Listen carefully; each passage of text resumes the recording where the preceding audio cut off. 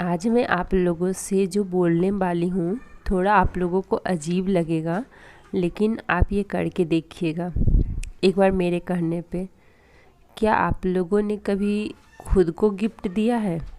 कभी किसी चीज़ को जो आपने किया है, जैसे सपोज दैट कि आपने एक सप्ताह का लक्ष्य रखा कि एक सप्ताह में हमें इतने चैप्टर कंप्लीट करने हैं, तो क्या वो कंप्लीट होने के बाद आपने सेलिब्रेशन किया है?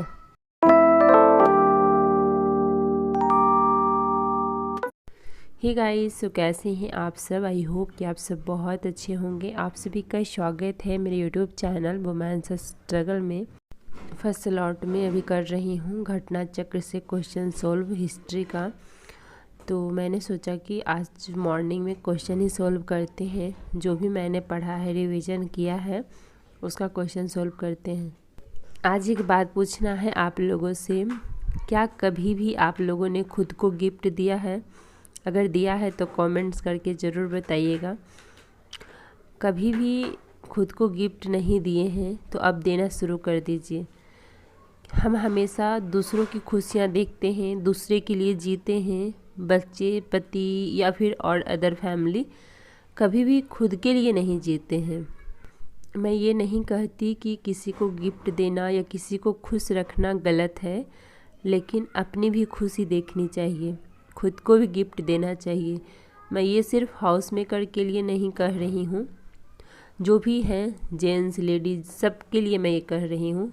सबको सोचना चाहिए, खुद के लिए भी सोचना चाहिए। अगर 24 घंटे हैं तो 24 घंटे में 1 घंटा कम से कम खुद के लिए निकालिए। अपने आप को छोटे छोटे टारगेट दीजिए, जैसे कि एक सप्ताह का आप टारगेट रखिए कि हमें इतना चैप्टर लर्न करना है या इतना क्लास अटेंड करना है, या जो भी है आप टारगेट दीजिए एक सप्ताह का। और वो टारगेट आप कंप्लीट करते हैं तो सेलिब्रेट करिए उसे। छोटी छोटी खुशियों का ध्यान रखिए, और छोटी छोटी खुशियाँ कब बड़ी खुशियाँ में परिवर्तित हो जाएगी पता ही नहीं चलेगा। सो गाइस, तो अभी बज रहे हैं 11:15 और मैं जस्ट बाहर से आई हूँ मार्केट से। मुझे कुछ काम था, मुझे नहीं, इसका कुछ काम था। डॉक्टर के पास भी लेकर के मैं गई इसे दिखाने के लिए, इसलिए स्कूल भी नहीं भेजा इसे। और इसके शूज़ लेने थे ड्रेस के, और भी बॉटल वगैरह, जो भी कुछ काम था मार्केट का वो भी मैंने किया। तो घर आते आते 11:15 बज गया है और अभी मैं पढ़ने बैठी हूँ। इसके विंटर ड्रेस भी लेने हैं। वैसे तो मैंने ले लिया है, लेकिन स्वेटर वगैरह लिया है और कुछ कुछ लेना है। क्या बेटा? तो वो लेना नहीं है, मुझे सिलवाना है, तो उसके लिए फिर शाम को जाना पड़ेगा। और अभी मैं सोची कि ठीक है, घर से थक गई हूँ, लेकिन अभी मुझे पढ़ना है। मेरे कमर में बहुत पेन होने लगा है, बाहर से आई हूँ तो हो गए लगभग मैं 2 घंटे से बाहर हूँ। 10 बजे गई थी, 10 से पहले गई थी और अभी आई हूँ। हो गए होंगे 10 मिनट आए हुए, लगभग 2 घंटे मान लीजिए। 2 घंटे से बाहर हूँ। घर के काम सारे हो गए हैं, बस कपड़े नहीं धुले हैं, जो कि मैं शाम को धुलूँगी। और किचन रह गया थोड़ा सा क्लीन करने का, ऊपर स्लैब, बाकी तो किचन क्लीन हो गया, पोछा वगैरह लग गया है। और स्लैब क्लीन करने का मुझे टाइम नहीं मिला, तो वो रह गया है। और इसे स्कूल नहीं भेजा क्योंकि इसे डॉक्टर के पास ले जाना था, इसलिए। तो इसे भी दिखा के आ गई हूँ। साथ के साथ और जो काम थे मार्केट का वो भी हो गया। मेरा कुछ भी काम नहीं था, जो भी था इसी का था। क्या बेटा? खुद को कभी कभी ब्रेक भी दीजिए। कितना भी दृढ़ निश्चयी लोग होते हैं, वो खुद को ब्रेक देते हैं और फिर एक अच्छे एनर्जी के साथ फिर से अपने कामों में लग जाते हैं। कितना भी दृढ़ निश्चयी लोग होंगे, उनको भी डिमोटिवेशन होता है। वो भी कभी न कभी अपने आप को बहुत लो फील करते हैं। इसका मतलब ये नहीं है कि सिर्फ उसी के औरे में रहते हैं, फिर अपने आप को वहाँ से निकाल करके और अपने काम की ओर ध्यान देते हैं। पता है, सबसे बड़ा जो हमारे अंदर डर होता है वो हारने का डर होता है। और जब तक आप हारने के डर को अपने अंदर से नहीं निकालिएगा, तब तक आप मोटिवेट नहीं रहिएगा। आप किसी भी फील्ड में उतरे हैं तो ये सोच लीजिए कि आपको हारना भी पड़ेगा और जीतना भी पड़ेगा। सपोज़ दैट आप ये सोचिए, आप पहले बैठे थे, कुछ भी काम नहीं कर रहे थे, तो उससे क्या आप जीत रहे थे किसी फील्ड में या हार रहे थे? कुछ भी नहीं ना, तो फिर अगर आपने किसी चीज़ की शुरुआत की है तो आप हारने से इतना क्यों डरते हैं?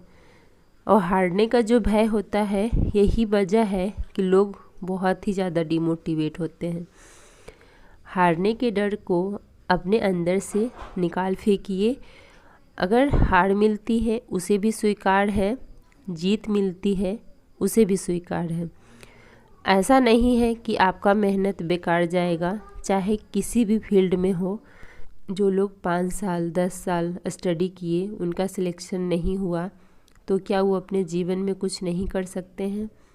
क्या उनका सब कुछ ख़त्म हो गया? जी नहीं, उनके पास जो नॉलेज है वो कोई नहीं चुरा सकता और वो बहुत कुछ कर सकते हैं। बस सोच का फ़र्क है, क्योंकि कभी भी परिश्रम बेकार नहीं होता है। जो भी हम परिश्रम करते हैं उसका परिणाम हमें मिलता है। जब भी आप किसी चीज़ की प्रिपरेशन स्टार्ट करिएगा, उसके बाद आप धीरे धीरे महसूस करिएगा कि आपका नॉलेज गेन हो रहा है और साथ के साथ क्या हो रहा है कि आप और भी क्षेत्र में अच्छा कर रहे हैं। पढ़ाई तो कर रहे हैं, लेकिन आपका जो हॉबी है या फिर जो और भी कुछ करना चाहते हैं वो भी कर रहे हैं आप। यानी कि पढ़ाई के साथ साथ और भी चीज़ों के लिए आप टाइम निकाल पा रहे हैं। ये ऐसा इसलिए हो रहा है क्योंकि हमें नॉलेज गेन होता है और उसके बाद हम अपने जीवन को हैंडल करना सीख लेते हैं। हम पता है हर व्यक्ति अपने जीवन का बहुत सारा समय आज के डेट में मोबाइल में बर्बाद कर रहे हैं। मोबाइल में हमारा बहुत ज़्यादा टाइम बर्बाद हो जाता है और आश्चर्य की बात ये है कि हमें पता भी नहीं चलता है। हम इतने लीन हो जाते हैं, एक के बाद एक इतने अच्छे अच्छे रील्स आने लगते हैं कि हम देखते रहते हैं और इतना उसमें खो जाते हैं कि समय का पता ही नहीं चलता है। जो लोग कहते हैं कि मेरे पास समय नहीं है पढ़ने के लिए, कैसे टाइम मैनेज करें? समय देखिए सबके पास होता है, लेकिन हम बस यही करते हैं कि जो मेरे जीवन में ज़रूरी काम है उसी को करते हैं। जिस काम को हमारे जीवन में करने से कोई लाभ नहीं है, उस काम को हम नहीं करते हैं और अलग से हमें किसी चीज़ के लिए टाइम निकालना नहीं होता है। समय सबके पास 24 घंटे ही हैं, उसी में कोई कुछ कर जाता है और कोई पूरा दिन सो करके अपना जीवन बिता लेता है। ये तो तय खुद को करना होता है, क्योंकि दूसरा कोई आपके जीवन का निर्णय नहीं ले सकता है। अभी फ़िलहाल मैं उतना ही काम कर रही हूँ अपने घर में जितनी ज़रूरत है। जो ज़रूरत नहीं है उसे फ़िलहाल इग्नोर कर रही हूँ, एग्ज़ाम के बाद कर लेंगे। देखिए, कुछ ना कुछ तो हमें छोड़ना ही पड़ेगा, सब कुछ मैं साथ में ले कर के नहीं चल सकती। हर काम छोटे से छोटे बड़े से बड़े काम करने लगूंगी तो मैं पढ़ाई नहीं कर पाऊंगी। आप किसी भी चीज़ की तैयारी करना चाह रहे हैं या कर रहे हैं, आप समय नहीं निकाल पा रहे हैं, तो बस एक बात सोचिए कि आप 8 घंटे पढ़ने के लिए नहीं निकाल पा रहे हैं, तो क्या 8 घंटे जॉब पे जाने के लिए आप निकाल पाइएगा? तो इसका आप लोग यही जवाब दीजिएगा कि जब सैलरी आता है ना तो सब कुछ पॉसिबल हो जाता है। जी हाँ, लेकिन अभी फ़िलहाल आपको ये सोचना है कि सैलरी हमें नहीं मिल रही है, लेकिन हमें 8 घंटा पढ़ना है। अगर हम आज 8 घंटे नहीं पढ़े तो हमें जॉब कहाँ से मिलेगा?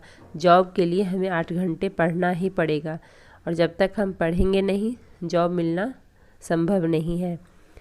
अभी रात का टाइम है और यहाँ पे मैं क्वेश्चन सोल्व कर रही थी ऑनलाइन, जो कि आप लोगों को नहीं दिख रहा है।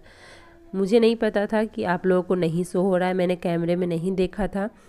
पूरा वाइट दिख रहा है, उसमें जो भी लिखा हुआ है क्या है वो सब कुछ भी आप लोगों को शो नहीं हो रहा है। अभी मेरा ज़्यादा फोकस क्वेश्चन प्रैक्टिस पे है और रिवीजन पे। रिवीजन मैं पता है कैसे करती हूँ। जैसे पहले मैंने क्वेश्चन सोल्व किए और जो क्वेश्चन मेरे से सोल्व नहीं हुए, फिर से जिस चैप्टर के रहते हैं मैं जा कर के उसे पढ़ती हूँ और वैसे अगर पढ़िएगा तो वो रिवीजन अच्छे से होता है। हमें रिवीजन करना है, लेकिन हमें क्वेश्चन के अनुसार रिवीजन करना है। हमें क्वेश्चन प्रैक्टिस के लिए रिवीजन करना है। जब हमसे क्वेश्चन ही नहीं बनेगा तो फिर लर्न करने का क्या ही फ़ायदा। तो सबसे पहले आप क्वेश्चन प्रैक्टिस करिए। जहाँ नहीं बन रहा है क्वेश्चन, जो नहीं याद आ रहा है, उसे जा कर के आप रिवाइज़ करिए। इससे देखिएगा कि आपको ज़्यादा बार रट्टा लगाना नहीं पड़ेगा और एक समझ के साथ आप अपनी तैयारी अच्छे से कर सकते हैं। चलिए इन्हीं सब बातों के साथ इस वीडियो का एंड करते हैं। मिलते हैं आप लोगों से एक नए वीडियो में, तब तक के लिए बाय बाय, टेक केयर।